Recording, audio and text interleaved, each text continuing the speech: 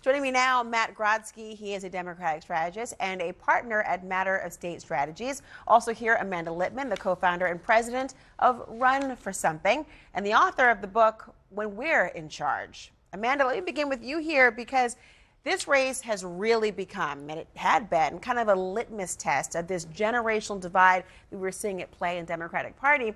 Grijalva won decisively tonight, even as a 25-year-old Deja Fox was eyeing an upset. What is the message that you take from this and would go to party leaders? I don't think this race was really quite the litmus test. As the results just noted, this was not quite the same as the New York City mayoral election. I do think what this tells us is that young people running for office face an upward climb. We know this. Bernie Sanders earlier tonight joined a call with more than 2,000 young people across the country who are thinking about running for office and told them when he first ran for office, he lost multiple times before he was able to win.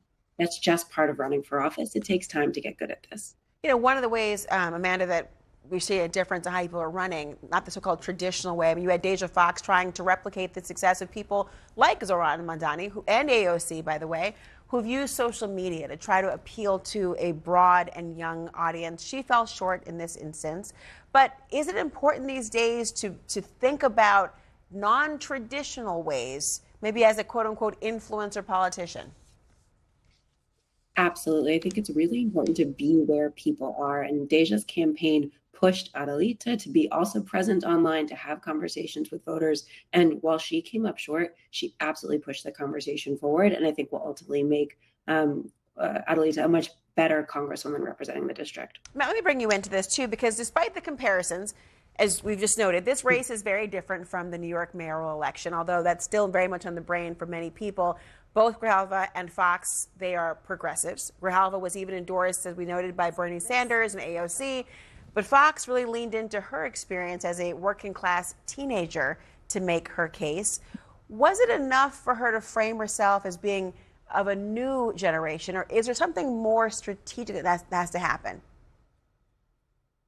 Well, I think it's tough there because I think as what was mentioned at the onset of the segment, the demographics are different in this district than they are in New York. It's overwhelmingly older voters that are voting. So for someone that's 25 years old, it can be a little bit more challenging. But I think the takeaway for young voters across the country that are thinking about running for office, as Amanda certainly knows, is when you have charisma and you have an ability to get into some of these other spaces that traditionally Democrats aren't in, that doesn't just help you establish a brand, but it can help you in a general election where ultimately is when we need to perform.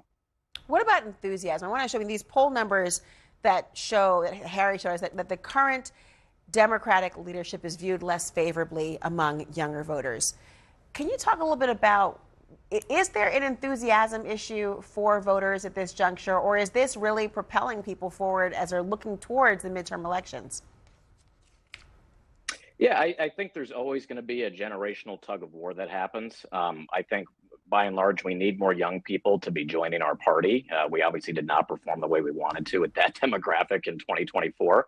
So we need the Democratic Party to be cool again, and that's going to mean attracting young people to vote and run. But the reality is also that you're going to have people from, the old generation and the new generation in the party. So you're going to have to find a way to message together and make sure that you're bringing people into the tent. So we're going to work out those kinks, I'm sure, but it's definitely a thing that we're working on at this stage. I mean, Amanda, you heard President Obama just yesterday talking about essentially if you want to reach people, I'm paraphrasing here, you've got to figure out how to do it, how to speak to them in the way that they were going to receive it. Talk to me about the look ahead to 2026 midterms.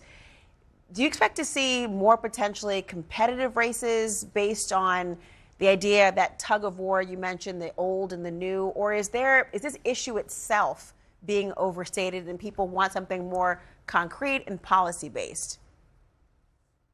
I think we're going to find out in these midterms, but I will tell you, Run for Something has had more than 60,000 young people raise their hands to say they want to run just since November. That's more than we had in the first 3 years of Trump's first term in office. And we're likely to cross the entirety of his first term in the next couple months. So we're going to get a chance to find out because these young people are going to get in this race and push the argument forward, communicate in new ways, and give people, especially in these Democratic primaries, a chance to really decide what we as a party believe. Thank you both. Thanks Thank you. for having us. Still ahead,